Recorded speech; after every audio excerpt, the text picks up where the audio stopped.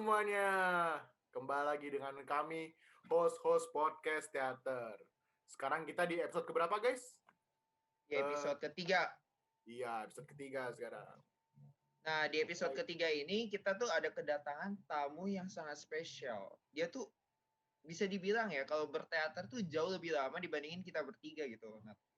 Nah, dia tuh udah pernah menang lomba Dokter Cinta, pegiat teater, pecinta pertunjukan monolog. Gila, emang idaman banget gak sih? Udah ganteng, jago teater lagi, udah jadi aktor aja lah masa depannya dia. Nah, mari kita sambut Michael Kristianto. Makasih loh teman-teman udah nge-welcome gua. Ya, jadi kenalin, nama gua Michael. Gua pecinta teater, paling demen namanya teater. Seni teater, seni pertunjukan, seni peran, banyak banget tema sebutannya. Dari dulu sih udah ke teater. Oke. So, hari ini kita ngapain nih? Nah, hari ini kita mau wawancara lu nih.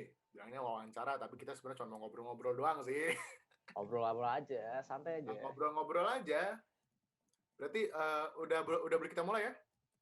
Boleh, Okay. Jelas. Nih, Mike, gue pengen tanya dong. Apa sih yang bikin lu pengen terjun ke dunia teater gitu? Pengen terjun ke dunia teater. Kenapa? Apa yang bikin gua mau terjun ke teater?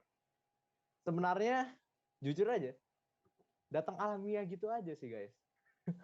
Dari awal masih kecil gitu ya, nggak tahu kenapa, udah dapet feeling-feelingnya, di mana, kok teater ada serunya gitu. Sebenarnya dulu tuh bukan sebutannya gue masih nggak tahu yang namanya teater ya. Cuma PD-nya aja yang udah dapet sih. Nah, apa sih yang bikin gue mau terjun ke dunia teater? Sebenarnya gue, ya selainnya tadi ya, alamiahnya itu loh. Ada rasa serunya itu. Nah, selain itu adalah di setiap pertunjukan teater, di setiap produksi teater, gue cuma incer satu nih guys. Gue cuma incer satu doang. Rasa proud-nya doang. Tapi ini proud-nya bisa dipisah-pisah nih. Proud-nya ini bisa dibilang kayak rasa euforia, rasa seneng setiap kali kalian nyelesain sebuah pertunjukan teater gitu. Setiap kali kalian nyelesain pertunjukan teater ya.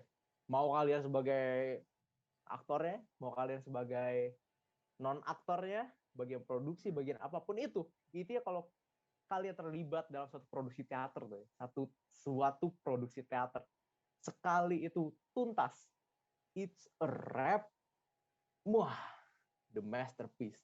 Rasa proud yang kalian udah jalanin, yang selama yang time yang kalian udah sacrifice dari awal sampai akhir, habis itu perjuangan, ada marahnya, ada kebodohannya, lucu-lucunya, komedinya, itu kalian lewatin semuanya, dan pada akhirnya setelah selesai, it becomes a memory yang bisa dibanggakan gitu loh. Jadi sebenarnya kenapa gue terjun ke teater, karena itu, apa yang gue ngebuat gue terjun ke teater adalah tujuan gue itu, yaitu rasa proudnya. Terus kalau misalnya ditanya lagi, di dunia teater tuh kayak rasa bangga setelah selesai sebuah pementasan gitu ya. Betul banget. Dan itu emang selalu iya. Karena yang diincar dari sebuah produksi itu sebenarnya kalau gue sendiri adalah bukan ke prosesnya iya. Di mana nanti kalian bakal merasakan yang namanya nostalgia, itu pasti ada, pasti itu. Dan itu datang setelah kalian merasa proud setelah selesai. Walaupun hasil karyanya itu jelek. Mau itu jelek, mau itu bagus, ada rasa proud tersendirinya gitu. Karena kalian udah menyelesaikan itu semua gitu loh. Iya. Nah, Mike, terus itu rasa proudnya itu munculnya dari mana? Kan itu pasti ada proud yang biasa aja, ada yang wah banget. Itu efeknya dari mana gitu? Efeknya dari mana? namanya lebih ke apa ya, the people Kayak yang udah penontonnya terlibat. ya. Iya tuh. Ada Penonton ya. hubungan dengan penonton nggak sih, kayak misalnya pementasan lu tuh disambut baik sama penonton, lu jadi lebih kayak rasa proud tuh nambah gitu nggak sih? Pasti, jelas. Makanya dalam suatu pertunjukan teater tuh penonton wajib ada. Intinya wajib ada. Penonton tuh wajib ada. Karena penonton tuh adalah sumber energi suatu pertunjukan. Gitu loh. Kalian nggak akan ngerasain energinya cuy kalau selama latihan teater. Kalau online ya? Online juga nggak akan dapet. Bosen gitu ya. Iya. Berbeda memang Kurang sensasinya ya. excited. Memang berbeda. Offline, online, virtual teater itu beda banget. Nah, jadi tapi rasa proudnya sebenarnya datang tuh iya, selain dari reaksi warga-warga, reaksi para penonton, itu sebenarnya datang dari the people yang udah work gitu loh. Yang work. Terutama pertunjukan teater yang melibatkan banyak orang. Itu kalau sekali selesai, oh my god, man. Itu the feeling-nya kayak kalian, apalagi kalau kalian walaupun kalian berpartisipasi dikit ya. Ini bagi kalian yang mungkin terjun ke dunia teater, mendapat job desk yang peran sampingan lah ya. Peran sampingan atau bahkan bukan performer, bukan orang yang tunjuk di depan panggung. Bahkan orang yang gitu ya. Di belakang panggung, tapi kind of, jangan ngomong useless deh, kind of ringan kerjaannya, nggak useless, tapi ringan kerjaannya. Nah, bagi orang-orang yang dapat job desk ringan kayak gitu pun, jujur aja, kalian harus merasa bangga. Kalian harus merasa bangga bahwa kalian tuh terlibat dalam produksi ini gitu loh. Kalian terlibat dalam produksi mewah ini, dan jujur aja ya emang, walaupun kalian mendapatkan job desk yang ringan itu, setelah produksi selesai, kalian berhak untuk merasa euforia juga. Berhak. Tentu saja, soalnya ingat ya, dalam suatu produksi teater, timnya adalah sebuah union gitu, sebuah kesatuan gitu. Itu yang selalu gue jadiin prinsip selama berteater ya. Sebuah union, sebuah kesatuan yang gak bisa dibagi-bagi, maksudnya ya gak bisa di carry one man team ya, bukan one man team kan, mesti kalian kerja kelompok, kalian tetap kerja sebagai kelompok ya, kalian kerja sebagai orang banyak gitu yang bergerak pada satu arah. Gue mau nanya dong, kayak pas waktu itu kan di episode 1 kita pernah bahas kayak ada misteri panggung kan, dimana di pementasan secara offline gitu ya, dimana ada panggungnya gitu, itu tuh kan kadang-kadang ada hal-hal yang tidak terduga kan. Ada nggak mungkin tuh euforia lu tuh berasal dari sana gitu, jadinya kayak saat lu tiba-tiba di panggung, misalnya ada kesalahan gitu, kesalahan teknis, misalnya lu suaranya nggak nyala, atau misalnya aktornya lupa gitu. Nah itu mungkin nggak sih kalau saat lu menyelesaikan semua itu, di situ lu merasakan bahwa gila, gue selesaiin ini loh, gue bisa improvisasi loh, ada nggak? Nah itu euforianya itu kadang bisa dibilang udah bukan euforia sih, itu sebenarnya lebih ke nostalgiknya, itu rasa nostalgik dimana kita nginget misteri-misteri panggung yang udah kejadian gitu. Euforia itu bisa jadi euforia atau enggak, yes, di saat kita udah berhasil untuk solve the problem di misteri panggung itu, solve the problem, dan kita nggak act something yang bodoh gitu, kita nggak act something yang bodoh, itu euforia. Tapi kalau misalnya kita salah tanggap sekali gitu ya, itu udah bukan euforia namanya, itu namanya penyesalan. Nah tapi tetap penyesalan harus dilepas, kalau enggak ya nyesal seumur hidup. Jadi nanti bakal jadi memori, nanti bakal jadi memori yang bisa diingat-ingat nih. Misalnya kayak banyak ya yang gue mau ceritain sebenarnya, misteri-misteri panggungnya udah pernah kejadian. Itu ada sesinya, Mike. Nanti kita akan menjadikan lo menceritakan itu. Oke lah. Ada waktunya. Gue pengen nanya nih. Tadi kan lu ada bilang orang yang main di panggung dan yang di luar panggung. Kalau Betul. lu sendiri, lu lebih suka di panggung atau di luar panggung? Jujur aja, mungkin ini terdengar gelap. Terdengar gelap, mungkin tidak sesuai dengan ajaran-ajaran yang sering diajarkan dalam sekolah atau dalam apa gitu, di mana yang ini yang baik, ini yang jahat. Enggak, gue prefer di depan panggung. Gue prefer di depan panggung karena rasa perhatian ya, attention yang didapatnya itu. Nah, selain itu adalah itu attention yang diberikan oleh penonton. Ditambah performer, yaitu orang-orang yang bekerja di depan panggung, itu mendapatkan energi yang sangat-sangat besar. Energi yang sangat-sangat besar pas tampil. Offline ya, ini gue ngomongin offline. Kalau ngomongin berarti lebih intens ya. Adrenalinnya lebih tinggi gitu. Rasa rasa kegilaan. Deg-degan. Rasa deg-degan, panik. Rasa ada di backstage itu loh. Itu Nungguin pas perasaan yang ya? Iya, itu bener-bener kayak oke. Scene ini bergantung pada gue. Apakah gue bisa, apakah gue enggak, gitu. Itu bener-bener kerasa banget intensnya, dan itu yang ngebuat pengalaman gue di teater tuh bener-bener berwarnanya, bener-bener warna-warni, dari ungu, dari merah, semuanya ada warnanya. Sampai warna-warna kelabu-kelabu butek juga ada, gitu. Rasa-rasa intens yang sangat-sangat tidak membosankan, yang selalu kalau terulang pun nggak pernah bosan gitu rasanya. Karena oh my god, ngintip kurten aja ya, ngintip horden aja, set, oh my god, nih orang-orang udah pada rame gitu ya. Kok rame? Ini udah siap, gelap semua. Kalau zaman dulu, kalau zaman di Kahwa offline tuh ya blackout, rasa blackout itu di mana auditorium tuh rasanya sangat dingin, terus nggak kelihatan apa-apa. Oh my god.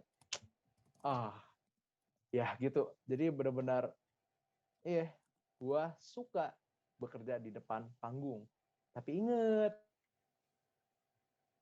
apa depan tuh? panggung sama belakang panggung, orang-orang yang ada di depan panggung sama orang di belakang panggung, tetap ingat, we come as a union gitu. Kita tetap satu. Kita tetap satu. Jadi dalam suatu produksi teater, gak ada yang lebih penting, gak ada yang lebih gak penting. Semuanya penting. Itu prinsip gue.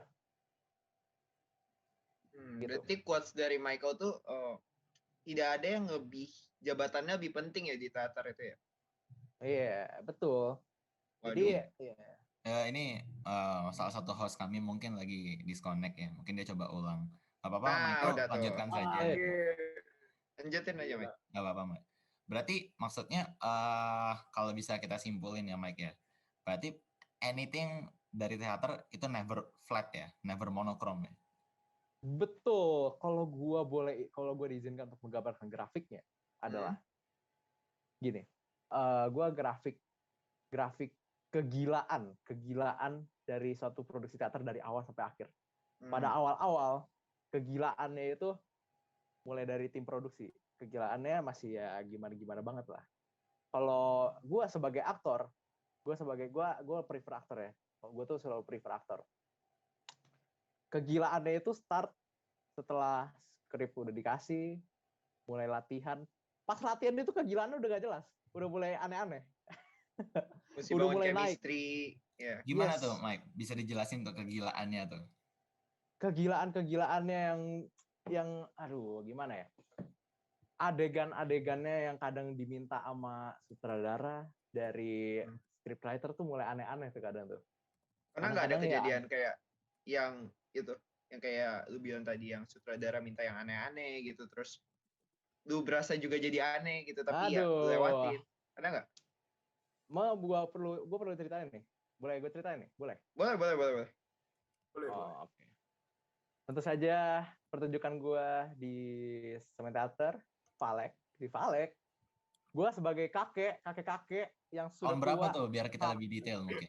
Oh, tahun 2020 Februari. Februari. Valek. Gue datang sebagai kakek yang rapuh dan rawan tulangnya. Gue sampai disuruh-suruh buat, jadi nanti bakal ada suara ledakan ya. Pas ada suara ledakan, tolong ya kakek-kakek, tolong lu kayak ngerasa terpental ya, dan lu jatuh ke tanah ya, oke? Lu banting diri, oke? Buset, gua latihan biar kelihatan ganteng untuk jatuhnya Kelihatan ganteng. susah banget, gak bisa. Dan pada Berarti akhir ya, jatuh itu bukan hanya natural tapi harus make up-nya masih tertata dengan rapi gitu ya, Mike ya? iya, soalnya ya walaupun Kostumnya juga. sebenarnya kalau misalnya ini salah satu bocoran untuk menjadi aktor yang benar adalah kalau misalnya lu disuruh acting kesakitan gara-gara dicambuk, wah gila. Susah deh ini, adegannya susah banget nih. Kesakitan gara-gara dicambuk. Nah, lu minta orang yang cambuk lu cabuk beneran. itu bakal dapat jiwa. Berarti Aduh sakit gitu. Itu bener-bener dapat feel ya. Tapi ya tetap tahu diri. Ya acting tetap dimana kalian pasti tahu lah kalau kalian dicambuk kayak gitu misalnya pasti gak akan sedramatis pasti enggak. Pasti kalau cambuk ada gitu doang paling. Tetap ada acting ya, tetap ada rasa kalian berada di jiwa kalian berada di tubuh lain itu ada. Oh ya, arti acting menurut gua personal adalah menjadikan jiwa kita ada di tubuh orang lain, menjadi orang lain gitu. Itulah arti acting.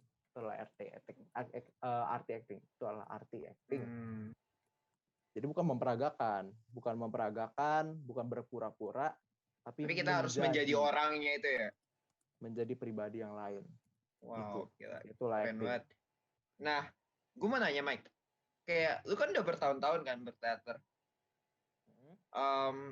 Ada nggak pengalaman apa yang menurut lu tuh wow banget gitu, nggak bisa lu lupain, yang lu inget terus sampai sekarang? Ada nggak? Wah, gila, banyak ya. Banyak banget nih. Mungkin yang paling berkesan aja dulu. Lu ranking nggak dari misalnya ada yang top nih yang lu nggak bisa lupain tuh kayak 10-10-nya. Misalnya dari ada 10 adegannya tuh lu nggak bisa lupain sama sekali. Sama yang di bawah-bawahnya gitu. Dalam pertunjukannya, boleh gak nih di luar, maksudnya pas produksi, jadi bukan saat pertunjukannya tapi saat prosesnya gitu. Boleh. Iya jelas, gue bakal lebih milih saat prosesnya karena di prosesnya ini bisa gue bilang grafik kegilaannya naik juga guys, naik banget. Proses semakin mendekati hari H pertunjukan, grafik kegilaannya itu makin naik sampai akhirnya pada hari H-1, kegilaannya udah nggak jelas.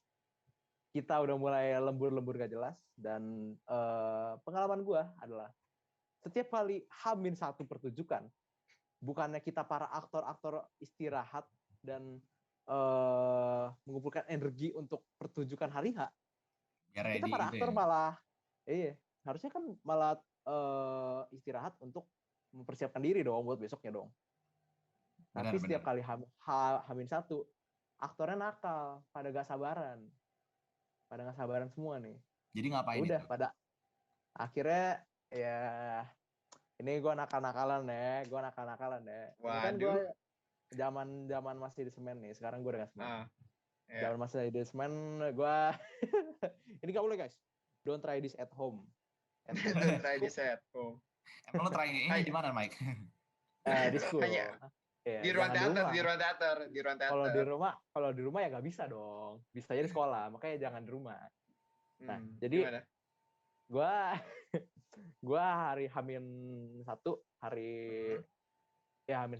kita tuh ada pertunjukan itu H-1 inaugurasi ya. H-1 inaugurasi. Jadi bukannya gue istirahat, gue malah netep di sekolahan sampai jam 9 malam. Dan istilahnya itu kita seperti mengendap-ngendap dari penjagaan polisi yang berjaga. Para satpam sekolah yang jadi jadi penjaga malam. Guard ya. Night guard-nya. itu stay-nya itu ngapain, Mike? Pasti kan ada kerjaan atau something gitu kan? Pasti bukan Nah, nongkrong-nongkrong. itu tuh dalamnya tetap ada ngobrol ya, tetap ada ngobrol-ngobrol gak jelasnya, di talk gak jelas, motivasi, saling motivasi tentang pertunjukan. Weh, besok hari H cuy. Bayangin gak sih? Iya. Besok hari H cuy. Tapi ya Kan? ada juga kegiatan lain kayak misalnya tetap ngegarap scene yang ini. Terus siapa itu kan pasti kan gue nggak sendirian, pasti gue ada temen-temennya. Nah, kita saling minta pendapat. Pas scene yang ini mendingan gue kayak gini tuh kayak gini ya, kayak gini. Jadi lebih ke private latihan Private training ya. ya dibanding latihan yang satu. Oke, lu digarap sama sutradara enggak, tapi lebih ke private latihan yang untuk tujuannya untuk nyari preference lu gimana sih, perfection sama preference lu kayak gimana sih gitu loh. Kalau latihan oleh sutradara itu adalah untuk tujuannya untuk nyari konsep di panggung. Itu untuk nyari konsep di panggung. Tapi kalau private training itu lah nyari preference acting lu kayak gimana, mendingan nyamannya kayak gimana. Nah, itu. Makanya private training penting. Jangan kalian mikir. Jadi jangan kalian mikir bahwa yang penting gue latihan sama sutradara udah. No. Kalian tetap harus coba latihan sendiri gitu loh. Di rumah tetap coba untuk jadi diri sendiri. Jadi diri sendiri. Jadi peran lu gitu loh. Tetap. Konsep panggung itu gimana? Itu maksudnya contohnya itu kayak katanya tadi kan itu adalah to-do list-nya dari sutradara gitu kan, bisa dibilang. Apa itu sebenarnya? Apa konsep panggung? Konsep panggung itu skenografi ya, bisa dibilang skenografi untuk mendesain suatu scene. Jadi sutradara tugasnya itu adalah untuk, kalau menurut gue ya sutradara, gara-gara kita jarang ada skenografi biasanya. Selama produksi gue tuh kita nggak pernah ada yang namanya skenografer. Nggak ada. Jadi sutradara melakukan tugas skenografer, yaitu skenografi. Mendesain suatu scene, mendesain panggungnya bakal kayak gimana. Nah, konsep panggung adalah di saat scene ini terjadi, jadi konsep panggung itu adalah gimana sutradara merubah scene yang dalam bentuk tulisan naskah menjadi adegan, menjadi hal yang secara visual bagus, secara sistematiknya bagus, secara audionya kelihatan bagus. Jadi semua sutradara itu tugasnya banyak. Tugasnya itu adalah ngedesain. Dia ngedesain banyak nih, ngedesain how it will look gitu. How it will look. Nah, kadang tuh banyak tuh problem-problem anehnya tuh. Kadang di skripnya kurang dramatik. Tapi somehow sutradara harus ngebuat itu jauh lebih dramatik. Gimana sih lebih caranya? Keren gitu ya. Jauh lebih keren. Padahal di skrip tuh cuma dialog. Tapi somehow sutradara bisa bikin itu jadi no. Gila. Sutradara luar biasa. Berarti pengembangan dari skrip yang udah ada gitu ya berarti ya? Yes, konsep panggung itu adalah pengembangan dari skrip yang udah ada dalam bentuk ya itu konsep di atas panggungnya mau apa. Dia ke sini, dia ke situ, dia ke sono.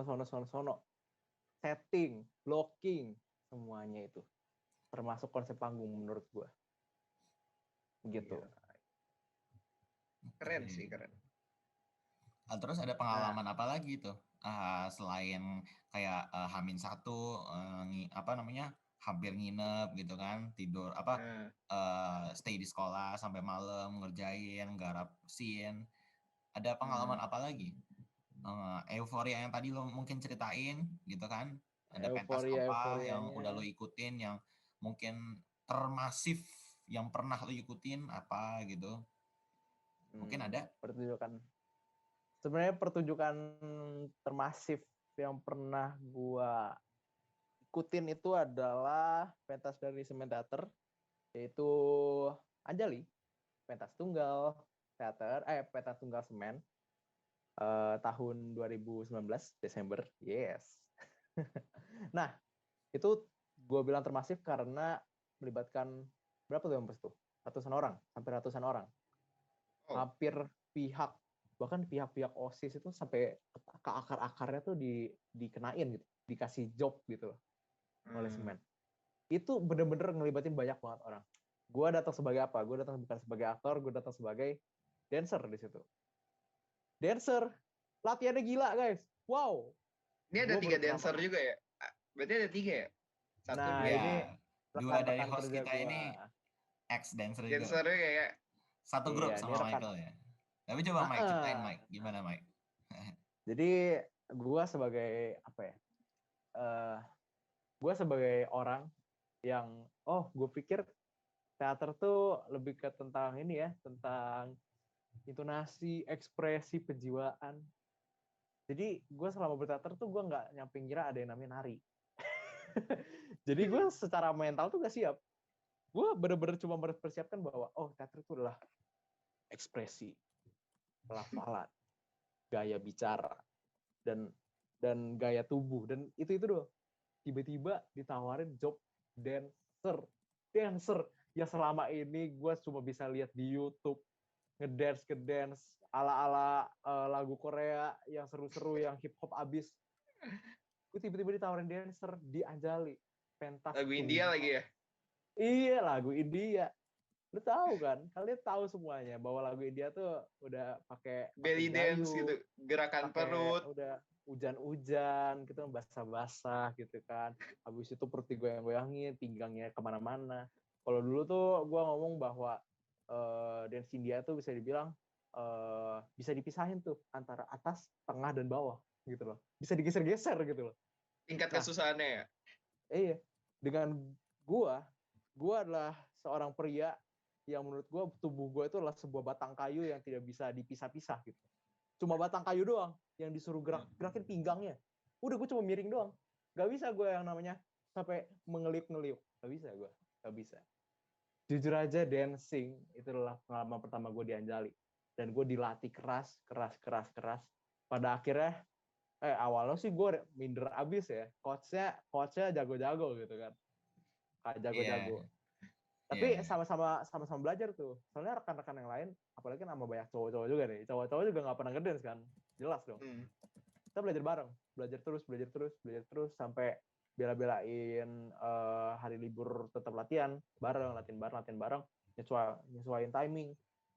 Dan pada akhirnya, dance sampai bisa udah hafal koreonya udah hafal, semuanya udah dapet. Nah udah, pengalaman paling kerennya itu lepas hari H pertunjukan yang selama ini kita latihan cuma ini doang nih, cuma ada lagu habis itu nari gitu kan. Pas hari H buset, speaker keras banget lagunya. Pas kita lari ke depan panggung, kita lihat penontonnya, oh my god, semua energinya masuk ke kita. Tiba-tiba gua di panggung udah kayak orang kesurupan. Kalau kalian nonton pementasan Anjali di YouTube Semen Teater, kalian lihat ada gua nari paling heboh, sumpah. Paling heboh sendiri. Padahal gua latihan tuh gak seheboh itu. Itu gara-gara gue euforia ngelihat penonton yang udah kayak wow. Berarti semakin banyak cheers-nya dari penonton, semakin wah ya gitu. Energi positifnya dapet gitu. Sebagai performer juga semakin itu ya, naik ya. Iya. Makin semangat. Jadinya mau nonton Michael joget gitu ya guys ya. Joget India apalagi. Bisa tuh langsung cek YouTube Semen, ada pementasan Anjali. Ada langsung tuh cari bagian Michael. Nah, lu langsung aja skip ke tengah-tengah, ada gua gitu kan, pakai baju bocil, nari-nari heboh gitu kan. Gua masih zaman gendut loh itu. Zaman gua gendut, guys. Ini sekarang udah kurus, udah ganteng sekarang. Itu zaman. Siap. Lu bayangin pakai kemeja kecilan terus gendut. Ya kayak gimana gitu. Udah kayak apa coba. Terus nari, dipaksa untuk nari yang heboh banget nari. Gimana nggak takut robek tuh kemeja? Nah, Mike. Gerakannya mesti ditahan. Nah, jadi nih, kan tadi udah cerita pengalaman lu kan, terus mungkin pengertian dari performer dan sutradara gitu kan. Nah, coba ada pesan-pesan nggak nih dari lo, Michael, dengan semua pengalaman lo tadi, dengan semua insight dan ilmu yang lo punya untuk apa namanya penontonnya gitu kan? Calon bibit baru lah buat semen gitu kan. Kayak yang mau masuk terjun ke dunia acting, lu sebagai senior ada pesan apa nih ke junior-junior lu gitu? Oke, gue sebagai orang yang nekunin, sebenarnya lebih ke pengaktoran ya, gue lebih ke keaktoran ya. Pesan gue adalah, coach tadi di mana? Bukan coach sih, itu ngomongnya. Pengertian dari acting dulu deh, yang gampang dulu deh. Acting bukan pura-pura, bukan pura-pura menjadi orang lain, bukan. Tapi lu tampil sebagai orang lain, lu menjadi orang lain. Makanya ada yang namanya pendalaman karakter. Nah, kalau kalian misalnya ikut semen teater offline gitu ya, ada tuh pendalaman karakter tuh, disuruh diem, terus kita benar-benar ngerenung, nanti dibacain sama biasanya sama sutradaranya, sama pembimbingnya lah, dibacain.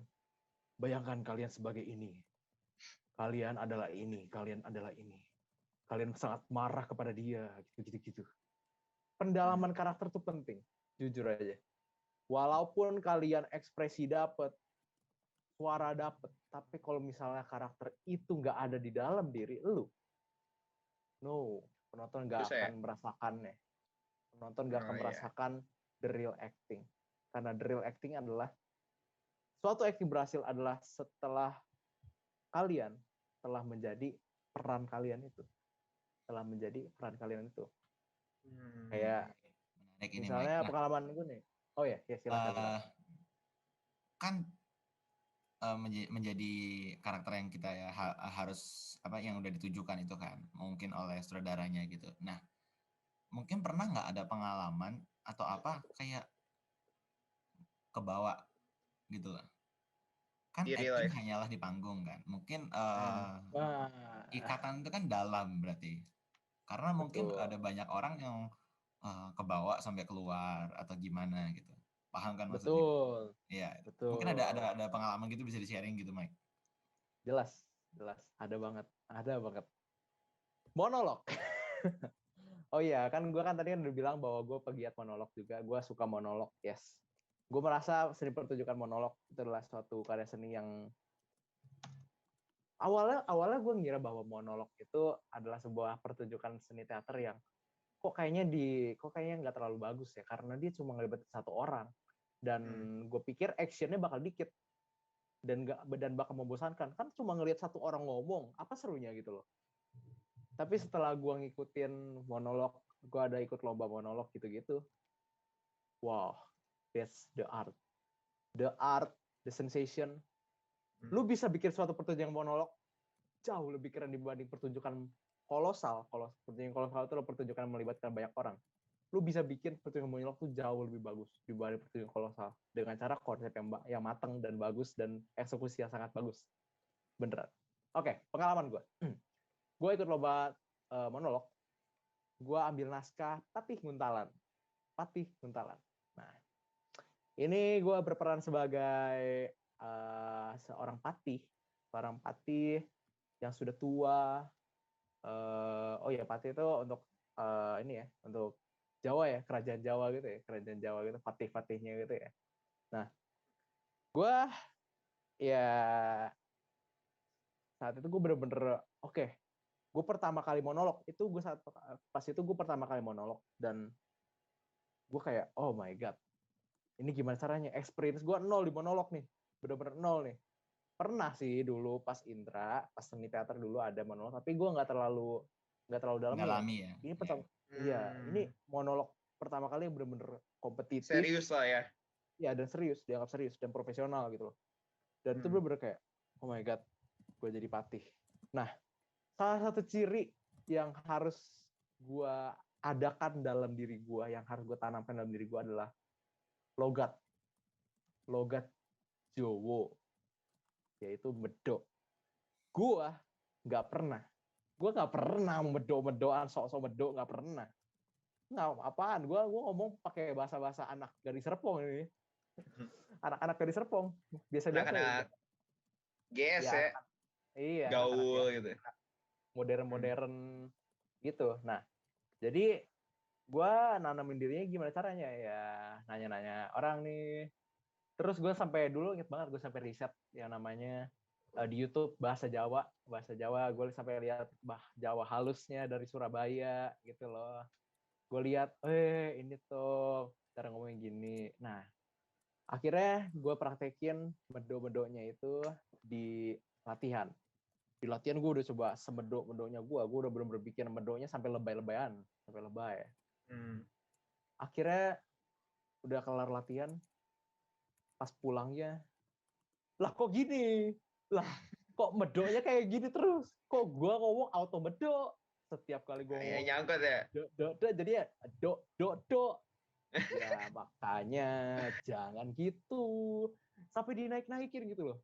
Sampai akhirnya Iya. gue inget banget setelah monolog selesai, setelah kompetisi selesai, setelah lomba udah dilaksanakan, 1 minggu ke depannya gue full medok ngomong sama teman-teman gue. Kebawa ya Gak sampai jelas. mana-mana ya. Iya, sampai ke bawah. Ini bener-bener akhirnya di kelas tuh ngomong, ya udah dinaik-naikin.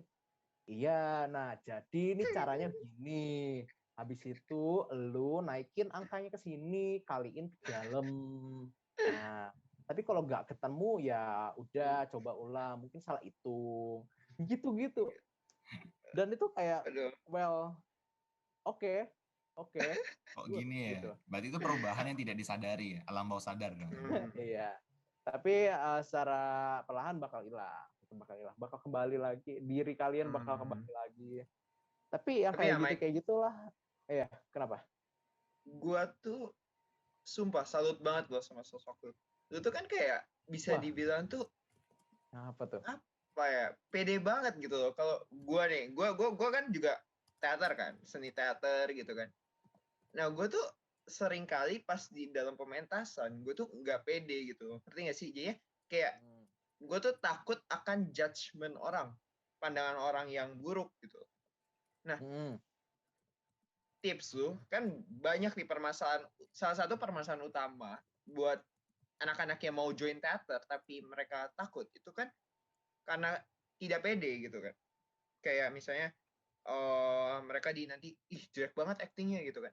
Nah, apa yang membuat lu bisa sepede ini loh? Gue tuh salut banget sumpah, parah, jujur.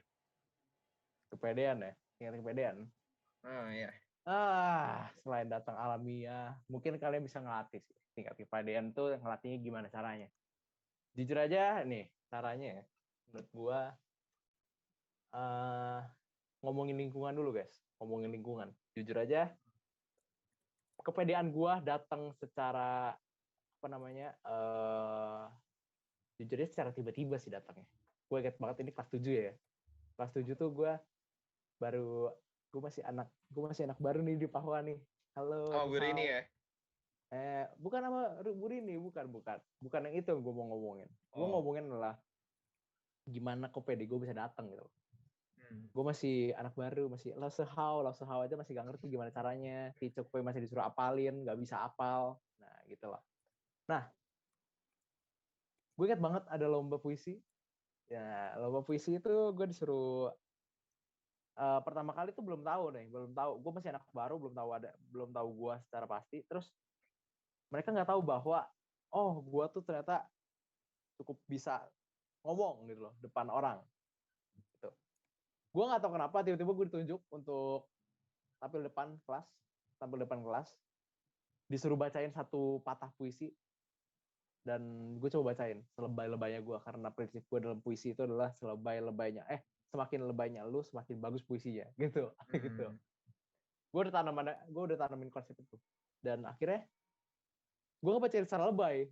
Dan kok rasanya ada something yang saat gue saat gue bener-bener tampil yakin di depan orang, kok rasanya kayak something yang this is me gitu. Inilah gue. Iya. Di saat lu tampil pede, lu bener-bener mau nampilin, lu mau kasih tahu bahwa oke, guys, ini gue. ini gue. Nah, menurut gue itu datang kayaknya itu gara-gara lingkungan kelas gue tuh. Lingkungan kelas gue orang-orangnya adalah tipe-tipe orang yang pede-pedenya gak jelas juga. Jadi kalau kalian temenan sama orang-orang yang lagi kelas nih, lagi kelas, terus tiba-tiba tuh orang ngelawak di depan di satu kelas, terus bikin satu kelas tawa. Kalau kalian punya teman itu, maka otomatis kemungkinan besar kalian akan keikutan gaya dia dan akhirnya kalian bakal pede-pede gak jelas. Jujur aja, gue dapat pedean gue mostly sebenarnya datang dari lingkungan gue sendiri. Teman-teman gue tiba-tiba berani ngomong pas sunyi-sunyi kayak gini, kok dia berani kayak gini, itu gara-gara lingkungan, lu bakal ke bawah lingkungan lu. Nah, ada juga PD gue juga dapet pas pertunjukan teater terutamanya. Itu kan sebenarnya kalau PD yang tadi tuh kayak PD-nya tuh datang memang dari itu PD yang ada di kebawa hidup teman lah ya. Iya, kebawa teman dan ada di hidup gue. Tapi kalau di teater juga ada bantuan dari PD lain nih. Ya ampun, susah banget ya. PD-nya itu banyak tuh. Susah beda banget. jenis. Beda jenis PD-nya. Di teater, PD gue itu dapat adalah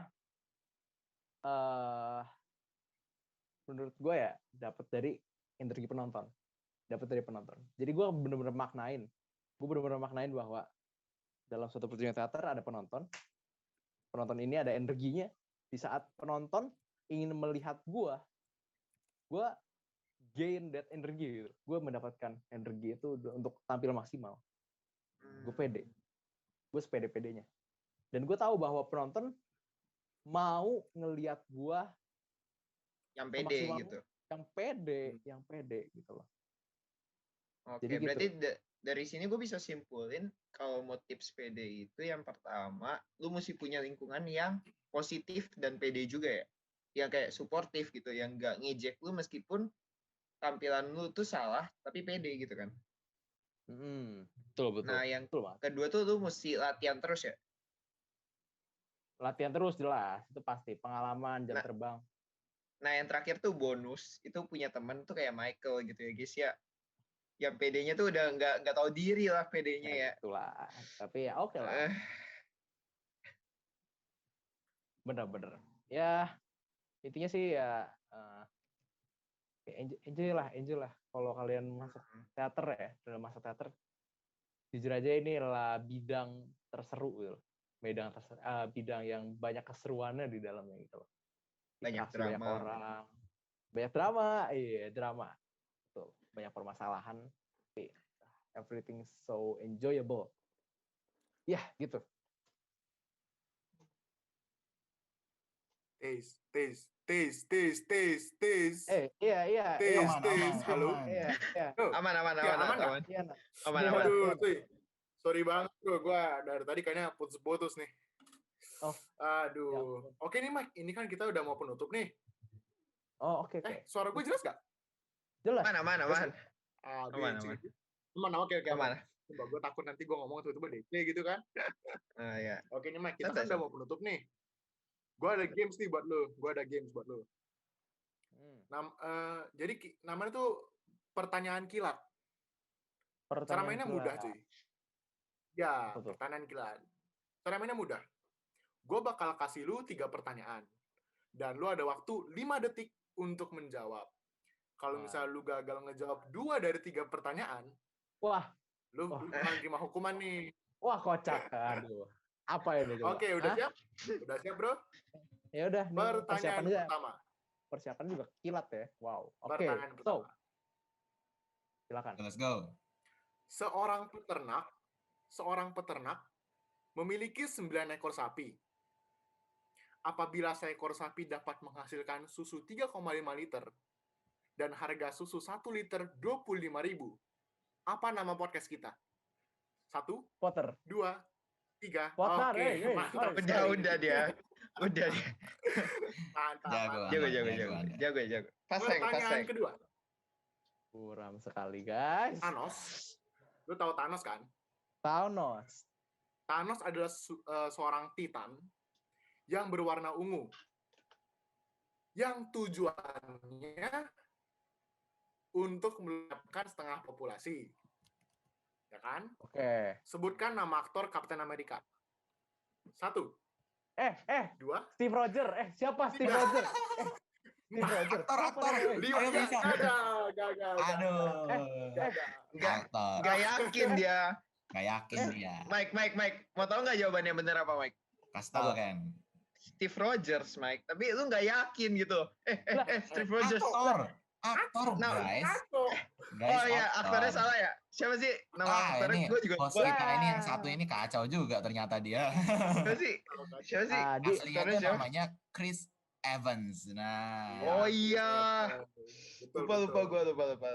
Berarti kita sama-sama dihukum nih, Mike.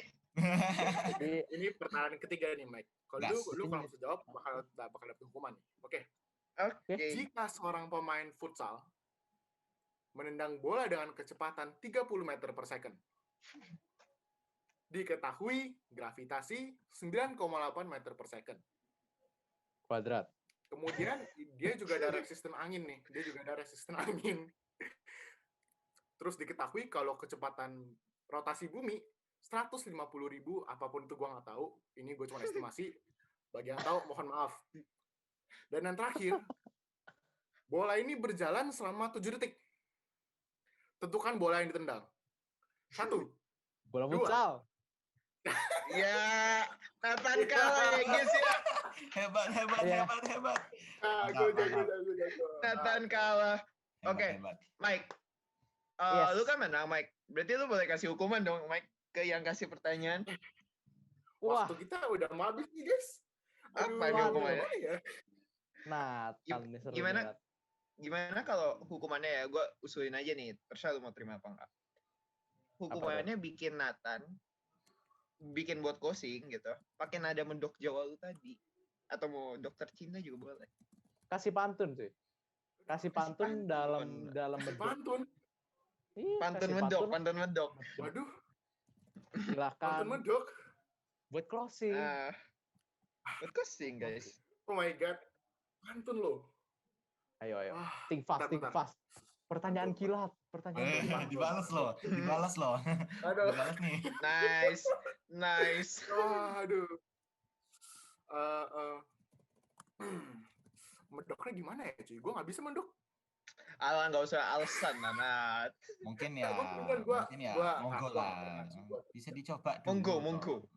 Dicoba dulu. Mungkin Michael bisa memberikan gue contoh dulu. Contohin, Mike, contohin. Ya, apa gitu. Apa kek? Astaga, dia kok malah gua yang kena. Atau enggak gini aja, nggak usah pantun. Promosiin semen, tapi pakai nada Jawa. Oh, boleh. Nada mendok. Aku ini tuh nggak bisa loh bahasa mendok itu. Udah salah promosiin semen mah. Wah, pakai dokter cinta aja boleh nggak? Wah, bener bisa. Sebagai penciptanya, apakah diizinkan? Iya, diizinkan kan ya? Juri ini, bos. Silakan pakai nada dokter cinta boleh. Seru nih. Kita saksikan ya. Oh, kalian semua. Wahai penonton yang tercinta. Datanglah dan nonton podcast kami di YouTube Semen Teater. Ingatlah para penonton. Hebat. And the crowd cheers. Cintaku untukmu. Selesai, bos. Belum. Sangatlah tak terbatas. Namun, bagai matahari dan bulan. Apa ini matahari sama bulan? Kita akan bisa bersama. Namun, kita akan selalu satu di hati. Cukup sekian dari saya. Terima kasih. Gila. Begituan. Oke. Gue mau minta nih pendapat Michael. Rate dari dokter cinta yang asli nih. Rating dokter cinta KW kita nih berapa nih? KW 10. Super, KW ori atau apa? 1 sampai 10. Bisa ya. Iya. 9. Wah gila. Bangga dong. Tadinya sih maunya 10. Tadinya sih mau 10. Tapi kurang apa? Kurang dikasih karya Michael Cristianto. Aduh. Itu dia. Dia mau kredit. Aduh. Oke. Berarti baiklah guys, waktu kita sudah selesai nih. Udah time up kita. Baiklah. Terima kasih untuk menonton. Jangan lupa untuk tonton. Tunggu. Nah, kita mesti ucapkan terima kasih dulu sama Michael udah mau datang. Iya, abis ini barusan gue ngomong terima kasih. Kayaknya nggak bener nih. Aduh. Oke. Go on. Riset. Oke, riset. Riset. Ulang. Oke. Pakai dokter guys, cinta. terima kasih karena telah menonton Potter episode ketiga, dan saya ingin berterima kasih kepada Michael Cristianto karena telah hadir di sini dan telah berbagi cerita yang sangat spektakuler kepada kami. Thank you banget Michael. Thank you Mike. Sama-sama semuanya. Makasih juga udah diundang. Itu suatu kehormatan gue bisa datang di sini. Ada pesan-pesan terakhir nggak? Pesan terakhir gue adalah buat penonton. I love theater. I love Semen Theater. And kalau digabung, it's the most spectacular thing in my life. So, enjoy. Mantap. That's it. Sip. Oke guys, tune in next time di Podcast Theater hari Sabtu jam 7 malam. Bye. Bye-bye. See ya.